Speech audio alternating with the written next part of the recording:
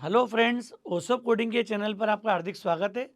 दोस्तों, हम बात कर रहे हैं एक बहुत इंपॉर्टेंट प्रोग्रामिंग प्रॉब्लम की, दैट इज मैट्रिक्स एडिशन। अब मैट्रिक्स एडिशन का मतलब क्लियर है आपको।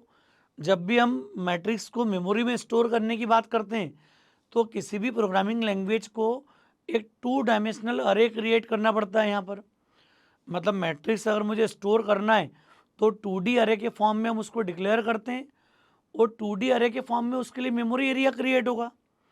दो लूप लगा के हम लोग उसको रीड करते हैं, राइट करते हैं। ये हमारा रूटीन प्रैक्टिस है, ये हमारा एक बेसिक कॉन्सेप्ट है 2D अरे या मैट्रिक्स के साथ में। अब एक बहुत कॉमन मैथमेटिकल प्रॉब्लम है कि दो अलग अलग मैट्राइसेस को ऐड करना। तो मैट्रिक्स एडिशन का मतलब क्या हो गया कि मेरे पास दो इनपुट मैट्रिक्स अवेलेबल है।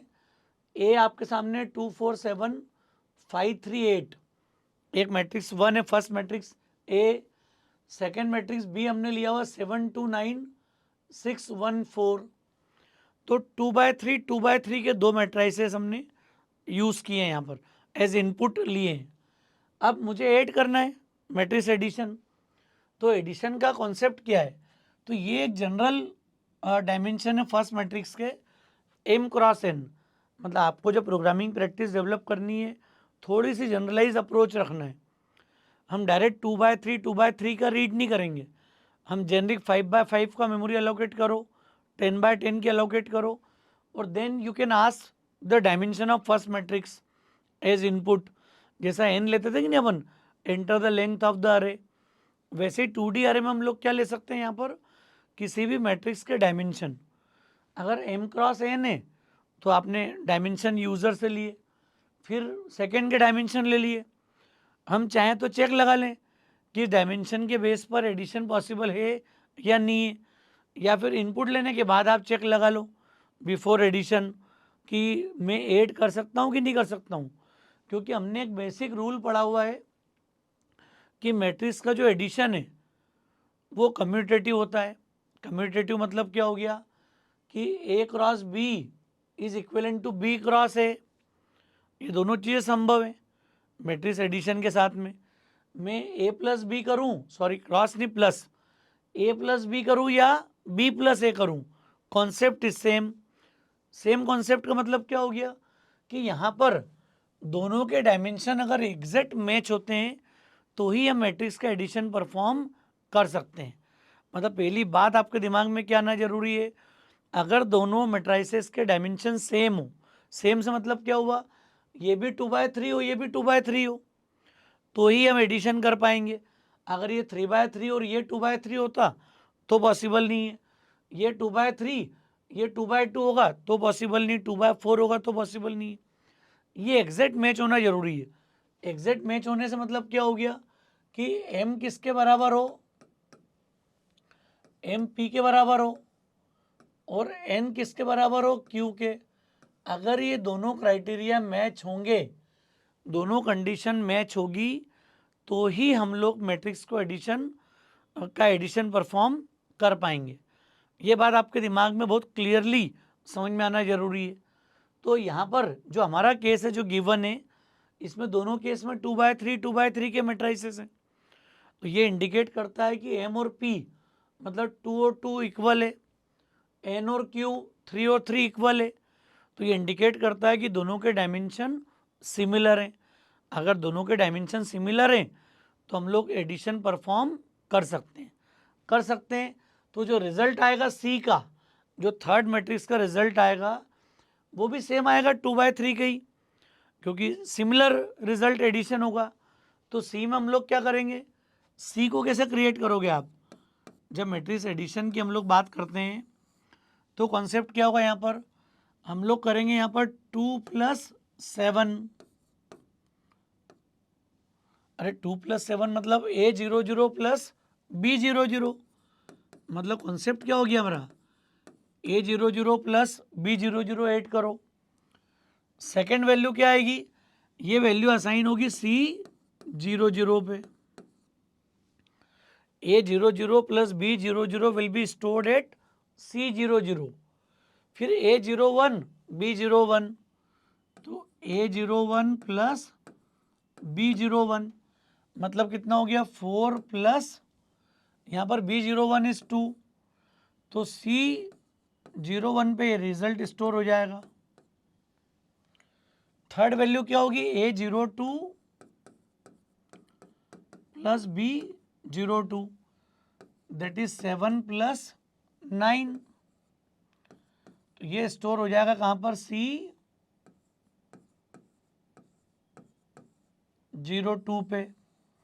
और ये जो रिजल्ट आएगा ये आएगा 2/3 का।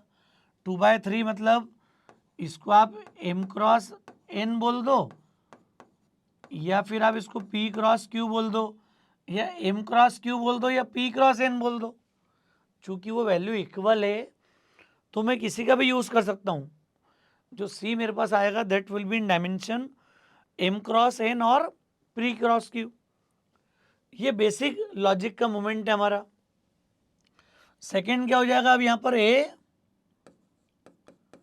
A10 प्लस इधर B10 मतलब दोनों मैट्रिक्स के सेम इंडेक्स काम करेंगे 5 प्लस 6। सेकेंड वैल्यू क्या आएगी A11 plus B11, so this value will be 3 plus 1। इधर नेक्स्ट क्या हो गया A12 plus B12, this is what 8 plus 4। दोस्तों समझ में आना चाहिए, बड़ी इंपॉर्टेंट बात है। A10 B10 का रिजल्ट स्टोर होगा C10 पे, सेम इंडेक्स। ये ब्रैकेट में लिख रहा हूँ, ये मैंने समझने के लिए डायरेक्ट लिख दी आपके सामने। C11 पे स्टोर होगा A11 प्लस B11 का रिजल्ट और C12 पे स्टोर होगा A12 प्लस B12 का रिजल्ट। अब ये कुछ मैंने बहुत नया काम नहीं करा दोस्तों, ये सब मैं इसलिए करवा रहा हूँ कोड याद करने की प्रैक्टिस से बचना है। आपको क्लैरिटी होना चाहिए कि मैं अगर डेटा को इस फॉर्म में रिप्रेजेंट कर रहा हूँ, स्टोर कर रहा हूँ, तो आगे जाके मैं डेटा को कैसे मैनेज कर पाऊँगा। क्योंकि आज जब आप प्रैक्टिस डेवलप करोगे, आगे डेटा रिलेटेड किसी टूल पे काम करोगे, तो आपको डेटा की हैंडलिंग क्लियरिटी के साथ होना चाहिए। समझ में आना चाहिए कि हम जब डेटा बढ़ेगा, जब मैट्रिक्स के फॉर्म में होगा, हो सकता है थोड़ा हायर साइड डायमेंशंस हों, तो भी हमें फंडामेंटल क्लियर होना चाहिए अपना। मैट्रिक्स एडिशन का फंडामेंटल क्या बोलता है कि m बराबर p हो एंड n बराबर की हो दोनों एंड में, लॉजिकल एंड। अगर ये दोनों मैच होंगे then only we can go for matrix addition. समझ में आ रहा है आपको, क्लियर है। जब करेंगे तो किस तरीके से करेंगे ये सामने आ गया, ये रिजल्ट है 2 प्लस 7 कितना आ जाना चाहिए यहाँ पर, so this is what 9, 4 plus 2 6, 7 plus 9 16, तो 9 6 16, 5 प्लस 6 11, 3 प्लस 1 4, 8 प्लस 1 12। तो ये हमारे लिए रिजल्ट क्रिएट हो गया। ये हमारे सी का रिजल्ट है C00, C01, C02 first row, फिर C10, 11 और 12। ये हमारा एक बेसिक कॉन्सेप्ट है यहाँ पर। अब इसके लिए कोड कैसे लिखेंगे हम, तो कुछ नया नहीं है। क्यों नया नहीं है, क्योंकि जैसा रीड और राइट करेंगे अपन सिमिलर वे में वो एडिशन कर देगा। क्यों, देखो आप A00 B00 मतलब AIJ BIJ बराबर क्या आ जाए C ऑफ IJ, और IOJ की इनिशियल वैल्यू कितनी है 0। फिर जब J इनर लूप 1 होगा so you will receive 01 01 01, A01 मतलब AIJ BIJ assign C of IJ, मतलब I की वैल्यू 0, J की वैल्यू 1। फिर यहाँ पर IJ मतलब दो लूप जब प्रोसेस करते हैं, हमने पढ़ा आउटर लूप और इनर लूप, इसके बेसिस पर ये मैथमेटिक्स होगा पूरा। क्लियर, तो समझ में आ रहा है क्या कर रहे हैं अपन, लॉजिक क्या है हमने कमेंट करके लिखा, बाकी कोड में नेक्स्ट उस पर लिखूंगा। और ये बार बार नहीं लिखेंगे इसलिए उसको फेयर टाइप पे लिख रहे हैं अपन, मैट्रिक्स एडिशन। क्या कर रहे हो आप, फॉर i0 i<2 को मैंने जेनरिक क्या लिख दिया है, m, और i प्लस प्लस। अरे m क्रॉस n तक चलेगा तो सब कुछ सेम है। यहाँ पर वही i और j की वैल्यू प्रोसेस कर रहे हैं अपन यहाँ पर। बहुत सिंपल एल्गोरिथम है दोस्तों ये। और आपकी इच्छा होती तो यहाँ पर क्या क्या लिख सकते थे अभी, m n p q भी कर सकते थे आप, क्योंकि इक्वल है दोनों। यहाँ m, यहाँ पे q, या यहाँ p, यहाँ पे n, सब कुछ चलेगा क्योंकि उनकी वैल्यू सिमिलर है। इधर दोनों 2 है तो 2 की जगह पे कुछ भी यूज़ कर लो, दोनों 3 है कुछ भी यूज़ कर लो, आना आंसर 2/3 में ही आपके पास। तो इसलिए हमने चेंज नहीं करा, mn बोलो या pq बोलो, बात सेम है। अब रिजल्ट कैसे स्टोर कर रहे थे हम, तो ये हमने किया था c ऑफ ij बराबर, देखो आप, a of ij plus b of ij, तो बहुत ही ज़्यादा सिंपल कोड है, तो कुछ भी नहीं है इसमें, a of ij plus b of ij। तो ये छोटा सा प्रोग्राम है हमारा मैट्रिक्स के एडिशन का। हालांकि दोनों लूप एक के बाद एक है तो बिगिन एंड की भी रिक्वायरमेंट नहीं है। अब आप देखो चला के इसको, छोटा सा कोड है, i0 m कितना 2, n कितना है 3,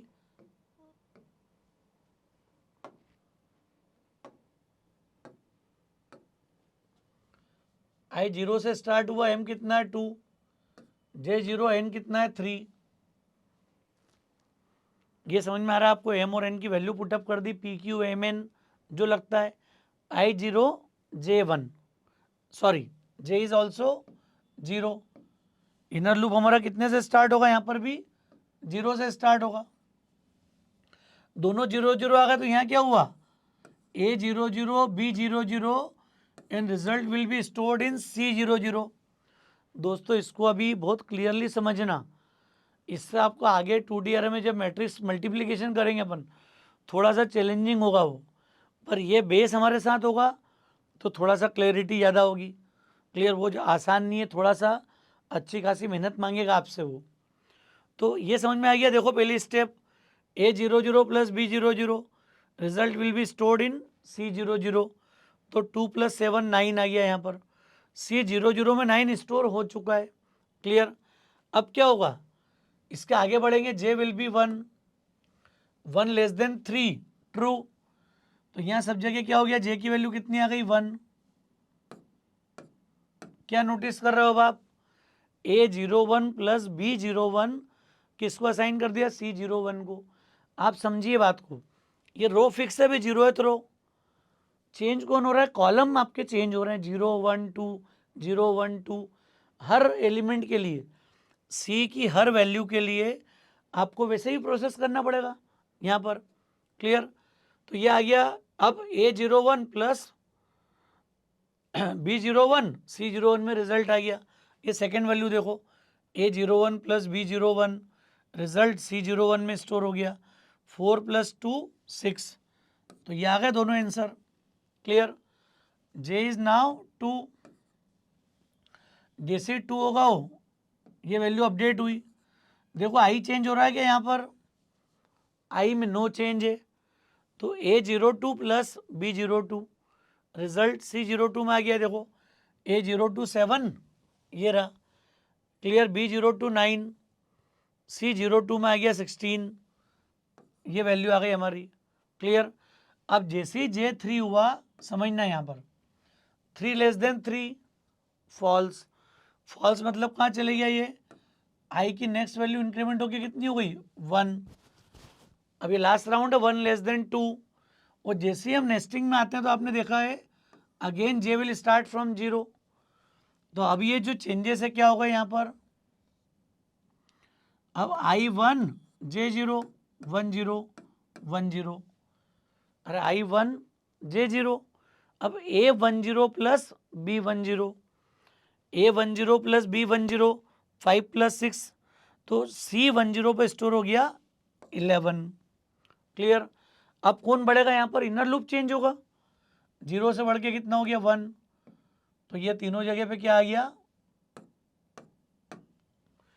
A11 plus B11, A11 plus B11 का रिजल्ट स्टोर हुआ 3 + 1 4, C11 पे रिजल्ट स्टोर हो गया।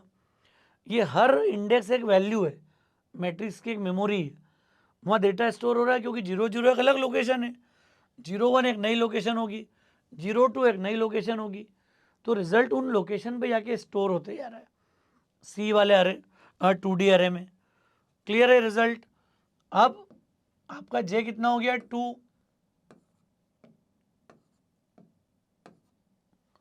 क्या हो गया A12 प्लस B12, और इसका रिजल्ट कहाँ जाए C12 पे, तो A12 प्लस B12, C12 पे रिजल्ट स्टोर हो गया 12, 8 + 4। इसका मतलब ये 6 एलिमेंट आपके आ गए हैं किसमें, सी वाले रिजल्ट वाले 2D अरे में, मैट्रिक्स में। हो सकता हो ये भी 5 × 5 का डिक्लेयर हो, लेकिन अभी जिन इंडेक्स पे मैं डेटा रख रहा हूँ सी में, उन्हीं इंडेक्स पे आएगा, बाकी इंडेक्स आपके वैकेंट होंगे। ये हमने पढ़ा अरे के साथ में मेमोरी अगर आपने एक्स्ट्रा क्रिएट कर दी है तो वेस्टेज होगा उसका, क्योंकि स्टैटिक एलोकेशन है। डायनामिक मेमोरी जब हम फ्यूचर में पढ़ेंगे तो जितनी नीड होगी उतनी क्रिएट कर पाएंगे।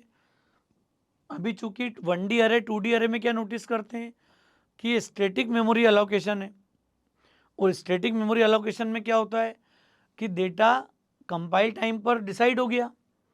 अब वो 5 × 5 के 2D अरे क्रिएट हो गए, आपको नीड भले 2/3 की है, लेकिन बाकी मेमोरी भी ऑक्यूपाइड है, रिजर्व्ड है। ये इसकी लिमिटेशन है कि हम लोग रन टाइम पर मेमोरी को ना तो एक्सपांड कर पाते हैं ना उसको रिड्यूस कर पाते हैं। Clear, this is also the limitation of 1D array 2D array 3D अरे।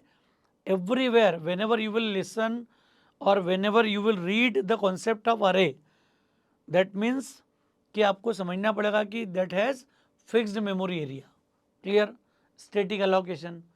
अब इसी रिजल्ट को हम प्रिंट कर देंगे लूप लगा के। तो प्रिंटिंग तो यही है, 2 लूप लगा के जो प्रिंट करने का तरीका प्रिंटफ के साथ में, वो हम सी को पूरा प्रिंट कर देंगे। तो मैं इसको कंप्लीट प्रोग्राम के रूप में लिख रहा हूँ, ये पार्ट में फिर से नहीं लिखूँगा, ये मतलब आपने नोट करके रखो आप इसको। मैं पूरा एक प्रोग्राम लिख रहा हूँ ताकि इसी को हम लोग फ्यूचर में भी यूज़ करेंगे। बार बार मैं मैट्रिक्स मल्टीप्लिकेशन वगैरह की बात करूँगा तो इनपुट आउटपुट हमें थोड़ा सा क्लियर होगा क्या करना चाहते हैं हम लोग यहाँ पर। क्लियर, तो इसमें क्या देख रहे हैं हम,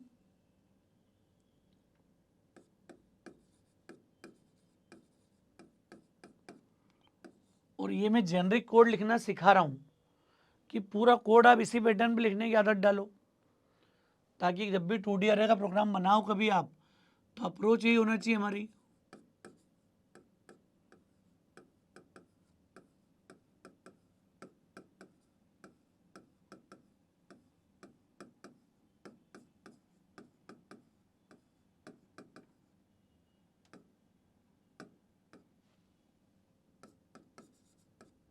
बाकी आगे भी लिख सकते हैं पर अपन IJMNPQ और कुछ लगेगा तो रीड कर लेंगे हम लोग यहाँ पर।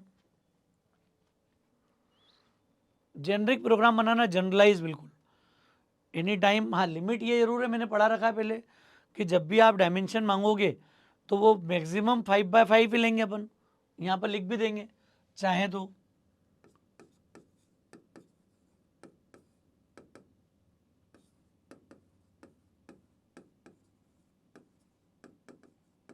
एंटर द डायमेंशन ऑफ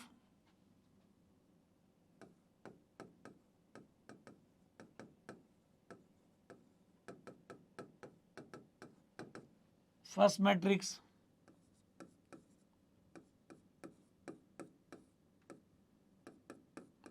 अब चूंकि 2 डायमेंशन लेना एम और एन,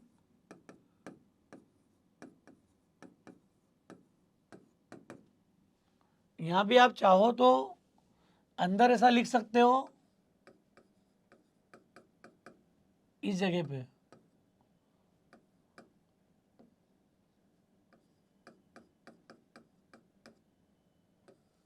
मैक्स इक्वल टू 5 × 5, कि जब भी एम एन की वैल्यू लो आप, तो 5/5 आप मैक्सिमम ले लो। ऐसा यहाँ ब्रैकेट में भी लगा के लिख सकते हो, चूँकि अपने को ये भी यूज़ करना है बोर्ड अभी। क्लियर? तो ये आपकी अप्रोच होना चाहिए, क्योंकि हमने बात की थी कि बाउंड्री चेकिंग का क्राइटेरिया प्रोग्रामर को खुद को मैनेज करना पड़ता है सी और C++ में। तो यहाँ आप लिख सकते हो कि max equal to 5/5।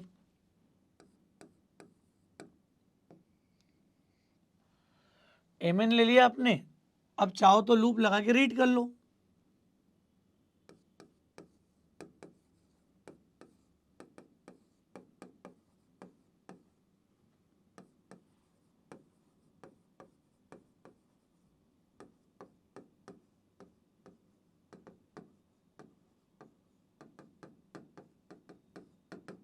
Enter the elements of first matrix क्या होंगे?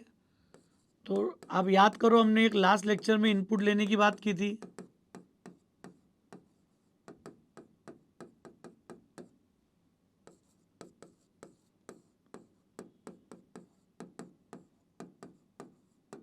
ब्रैकेट की बात की थी कि हमने ऑप्शनल है यहाँ पर।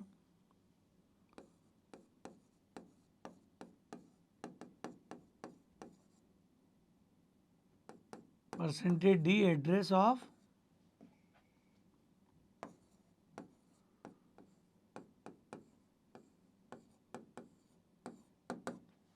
यहाँ पर जरूर देखना कि ये %d एक ही आएगा, क्योंकि a of ij will define to the one element at a time. Clear? अरे एक से ज़्यादा एलिमेंट को रिप्रेजेंट करता है क्या वो? A00 मतलब एक एलिमेंट, A01 मतलब सेकेंड एलिमेंट। तो एक बार में एक एलिमेंट यहाँ पे रीड होगा। तो ये हमारा एक बेसिक कॉन्सेप्ट आ गया। अब क्या करेंगे अपन? ये पहले एलिमेंट के लिए इनपुट का प्रोसीजर मिनिमम, जब भी आप 2D अरे का कोई प्रोग्राम बनाओगे तो मिनिमम ये 2 और ये 4, 6 लाइन आपको मिनिमम एक मैट्रिक्स के लिए इनपुट में लेनी है। सब कुछ सेम होगा। अब सेकेंड को रीड कर लो।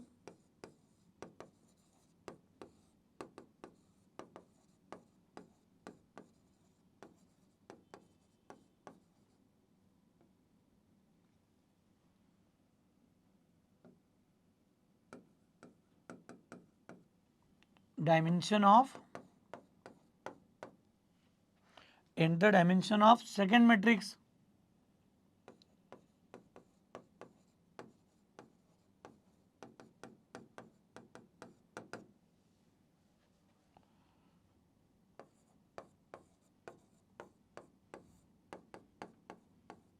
अब चूंकि डायमेंशन दो अलग अलग इंटीजर हैं,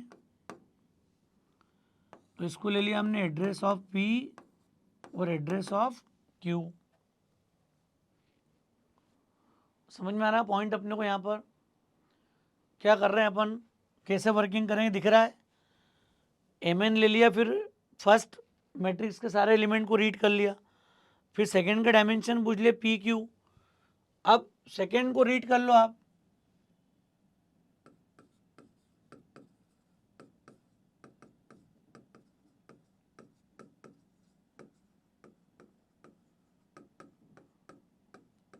एंटर द एलिमेंट ऑफ,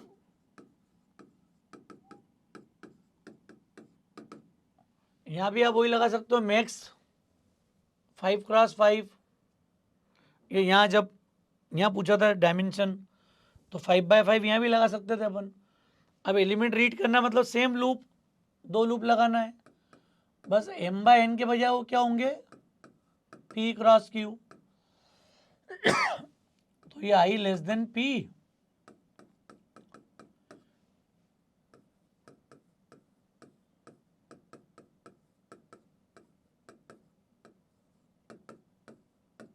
और J++।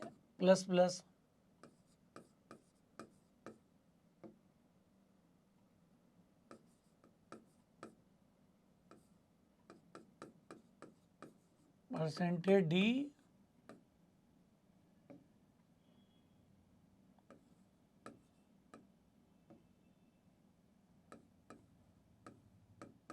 B of ij। ये समझना बात को आप। ये पहला रीड करा, अब ये दूसरा वाला हमने मैट्रिक्स को भी रीड कर लिया, दोनों आ गए। दोनों इनपुट आने के बाद क्या होगा check, if m is equal to p and n is equal to q, तो यहां हम कौन सा लिख देंगे, पूरा वो जो मैंने मैट्रिक्स एडिशन का कोड लिखवाया है पीछे, ये वाला, ये पूरा पार्ट आप जाके कहाँ लिख दो, यहां आ जाएगा पूरा। क्लियर। और जैसे ही वो कोड खत्म होगा पूरा, हम लोग क्या कर देंगे, यहां पर रिजल्ट प्रिंट कर दें।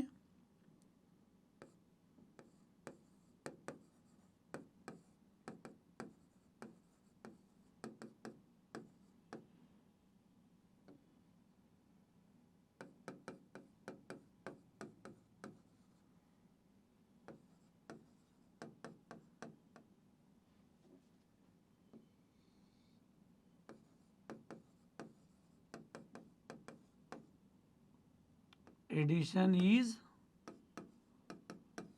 और प्रिंटिंग का लॉजिक देखा था अपन ने, 2D अरे मैट्रिक्स को प्रिंट कैसे करते हैं अपन, तो ये एडिशन का कोड यहाँ आ गया जो मैंने लिखा ना, जो पूरा था, क्योंकि हमने चेक लगा लिया कि जब भी एडिशन का होगा नियम एम पी के बराबर हो, मतलब 2 और 2 इक्वल हो, एन और क्यू बराबर हो, तो ये दोनों कंडीशन हमको चेक करना पड़ेगी।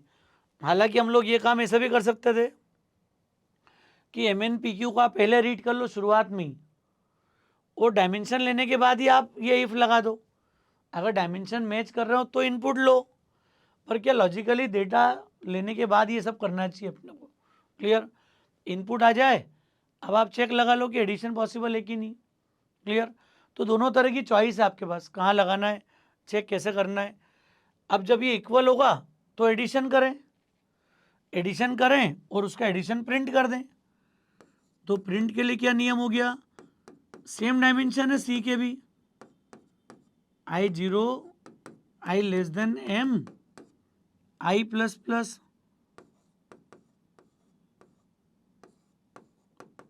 वो J0 J less than n और J प्लस प्लस,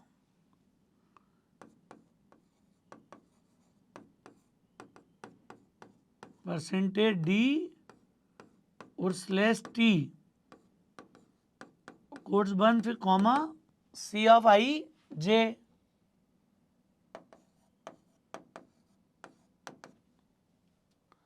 ये C ऑफ I J हमने प्रिंट कर दिया। और यहाँ पर आपको याद है प्रिंटिंग वाला लेक्चर कभी आपने देखा होगा एक, कि यहाँ पर जाके आप लाइन चेंज कर दो। अरे जब C अपना रिजल्ट प्रिंट करे तो क्या होगा, देखो C का रिजल्ट प्रिंट हो 9, फिर स्पेस देके 6, फिर 16, फिर 11, 4, 12, ऐसा रो वाइज प्रिंट हो। फिर जब J चेंज हो तो लाइन चेंज हो जाए, यहाँ पर सॉरी I चेंज हो, जब रो अपडेट होगी वो ये न्यू लाइन से क्या कर देगा, यहाँ पर उसकी रो चेंज कर देगा। और इसकी क्लोजिंग, इसका जो एल्स है,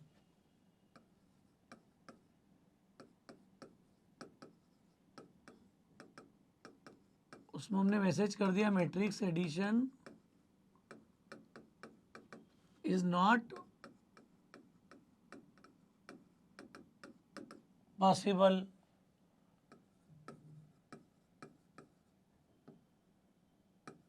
और रिटर्न 0 और एंड ऑफ मेन। तो ये मैंने ऊपर लिख दी 1-2 स्टेप, ये मेन की क्लोजिंग है कमेंट करके। सिर्फ मैंने यहाँ से एक चीज़ स्किप करी है जो मैं लिख चुका हूँ समझाते समय, ये हमने एडिशन करके पूरा चलाया था कोड कंप्लीट, इसको हमें वहाँ पर लिखना है। ये इसलिए ज़रूरी कि थोड़ा सा आपको पता लग जाए कि एक्चुअल एडिशन का कोड क्या है। बाकी तो आयो ऑपरेशन है, इसके बाद जो है क्या, ये इनपुट पूरा, यहाँ तक तो प्रोग्राम में इनपुट ही है, ये छोटा सा एडिशन का लॉजिक, और उसी सी को प्रिंट करना है लूप लगा के हमको यहाँ पर। तो ये कंप्लीट हमारा एडिशन का प्रोग्राम है। मुझे उम्मीद है कि आपको कॉन्सेप्ट समझ में आया होगा, एडिशन का थॉट कैसे। ये चेक जेनरिक जरूर लगाना है कि अगर वो डायमेंशन अलाउ करते हैं तो मुझे एडिशन करना है और एडिशन को प्रिंट करना है।